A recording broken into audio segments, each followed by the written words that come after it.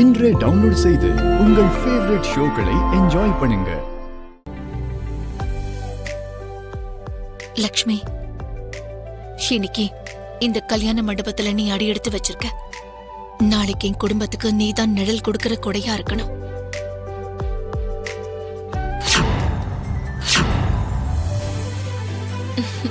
நீங்க கொடுத்திருக்க இவ்வளவு பெரிய அதிர்ஷ்டத்துக்கு நன்றி கடனா நான் என்னோட உயிரையே பணயமா வைப்பேன் ஆண்டி.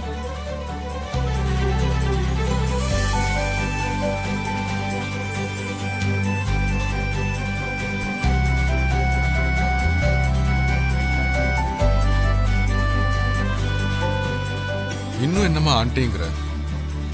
இனிமே உனக்கு அப்பா அம்மா இல்லைங்கிற குறையே இருக்காது. உன் மாமியார்ல அம்மாவை பாப்ப, இந்த மாமனார்ல உங்க அப்பாவை பாப்ப.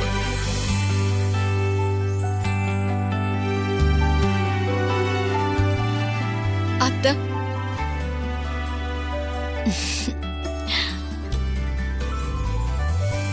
அம்மா, என்னோட பேத்திக்கு இப்படி ஒரு பாக்கியம் கிடைக்கும்னு நான் நினைச்சு பார்க்கலம்மா. எங்க லக்ஷ்மிக்கு ஸ்ரீராமர் மாதிரி ஒரு கணவர் வரணும்னு ஆசைப்பட்டனே தவிர அந்த ராமரோட சேர்த்து கௌசல்யாவும் தசரதனும் வருவாங்கன்னு நான் எதிர்பார்க்கவே இல்லை.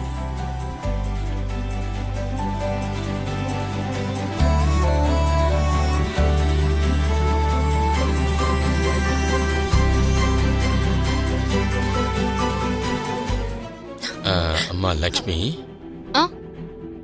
என்ன தாத்தா? ஒன்னும் இல்லம்மா, மித்ரா குடும்பம் பெரிய கோடீஸ்வரங்க தானே? ஆமா தாத்தா. அப்போ அவ்வளோ பணம் இருந்து புகழ் இருந்து அரண்மனை மாதிரி வீடும் இருந்து இங்க இந்த ஃபார்ம் ஹவுஸ்ல ஏன் கல்யாணம் நடத்துறாங்க?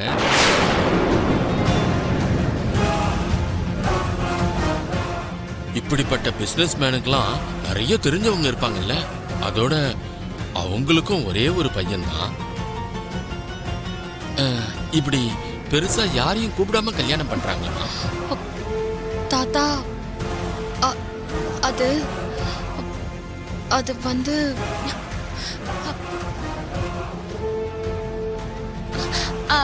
இதுல என்ன இருக்கு பிளேட்டா தாத்தா? இப்ப இருக்கக்கூடிய பணக்கார மக்கள் எல்லாம் வெளியில அவங்க குடும்ப விஷயத்தெல்லாம் காட்ட மாட்டாங்க. கல்யாணம் எல்லாம் ரொம்ப சிம்பிளாவே பண்ணி முடிச்சிடுறாங்க. ஆனா ரிசப்ஷன் எல்லாம் கிராண்டா பண்ணி முடிப்பாங்க. ஒருவேளை இவங்களுக்கு கூட அந்த மாதிரி ஏதாவது பிளான் இருக்கலாம்.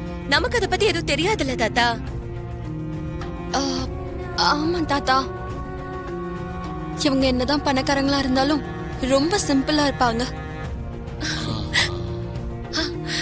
அப்படி இருக்கிறதுனாலதான் அக்காவை அவங்க தேடி வந்து அவங்க வீட்டுக்கு மருமகளாக்கி இருக்காங்க. அண்ணி, என்ன சஞ்சு? பெரியமா உங்களை அர்ஜென்ட்டா வர சொன்னாங்க, வாங்க போலாம். தாத்தா, நானும் போயிட்டு வந்துடுறேன். இந்த நெக்லஸ் இனி உன்னோடுது.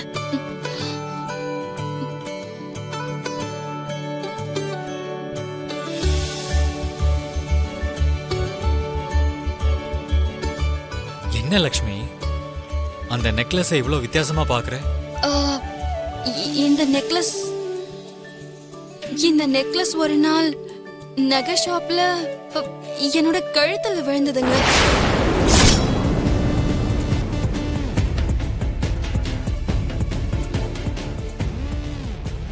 உன் கழுத்துல விழுந்துச்சா? ஆமா, அதை எதிர்பாராம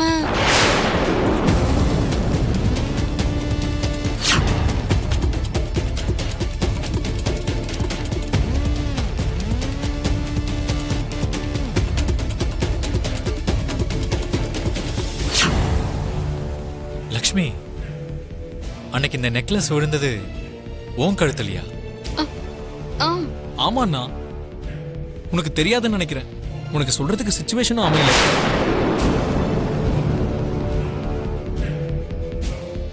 அரவிந்தா, பாத்தியா அந்த கடவுளோட லீலைய? இந்த ஹாரம் யாருக்கிட்ட போய் சேரணும்னு கடவுள் முன்னாடியே தீர்மானம் பண்ணிட்டாரு.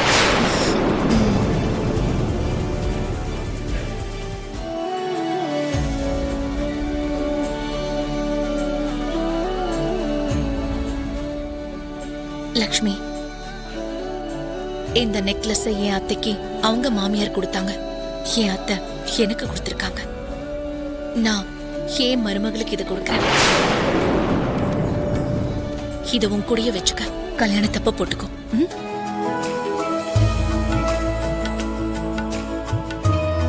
ம், எடுத்துக்கம்மா. இத்தனை பேர் இத்தனை வாட்டி சொல்றாங்கன்னு நீ தப்பா நினைச்சுக்காதம்மா. இது எங்களுக்கு பரம்பரையா வர்றது. இத இந்த வீட்டு மருமக கழுத்துல போடாம ஒரு கல்யாணமும் நடந்ததில்ல. அது மட்டும் கை தவறிட்டா நாங்க நம்புற பாரம்பரியத்தை கேவலப்படுத்துற மாதிரி. அதை என்னால தாங்கிக்க முடியாது லக்ஷ்மி. அத்தை, என் மேல இருக்கிற இந்த நெக்லஸையும் என் இதயத்துல இருக்க உங்களோட பையனையும் என் உயிர் மூச்சு மாதிரி கண்டிப்பா பாதுகாப்பேன்.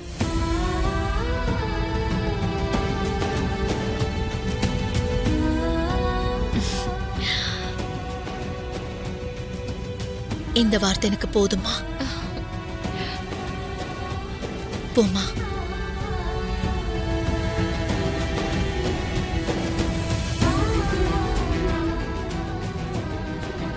தம்பி மித்ரா, ஆ, சொல்லுங்க தாத்தா. இப்போ இந்த பையனை கேக்குறது தப்பா சரியான்னு தெரியல.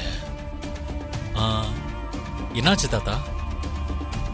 அது அது ஒண்ணும் இல்ல தம்பி, ஒண்ணும் இல்ல.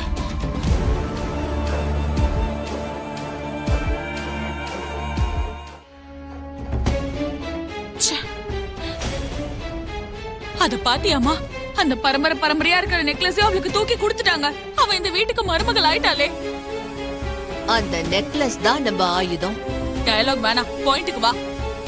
அந்த நெக்லஸ் எப்பேற்பட்டதுன்னு, எவ்வளவு மதிப்புள்ளதுன்னு, இந்த குடும்பத்துக்கும் அந்த பொம்பளைக்கும் இது எவ்வளவு பெரிய சென்டிமெண்ட்னு அவ பேசும்போதே நீ கேட்டல.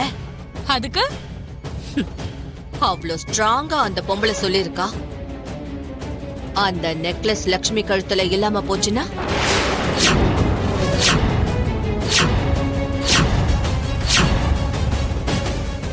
இந்த கல்யாணமே நின்னு போயிடும். அப்படியாமா? சமயம் பார்த்து அந்த நெக்லஸ் நாம சுட்டுட்டோம்னு வெச்சுக்கோ. நெக்லஸையே உன்னால பாதுகாக்க முடியல, இதுல மாமியார் வீட்டை எங்க பாதுகாக்க போறேன்னு அந்த பொம்பளை எரிமலை மாதிரி வெடிக்க ஆரம்பிச்சிடுவா. இந்த கல்யாண வீடு எழுவு வீடா மாறிடும். சூப்பர்மா, நீ சொல்றது உண்மையா இருந்தா இதை விட நமக்கு வேற என்ன வேணும்? அது முதல்ல பண்ணு.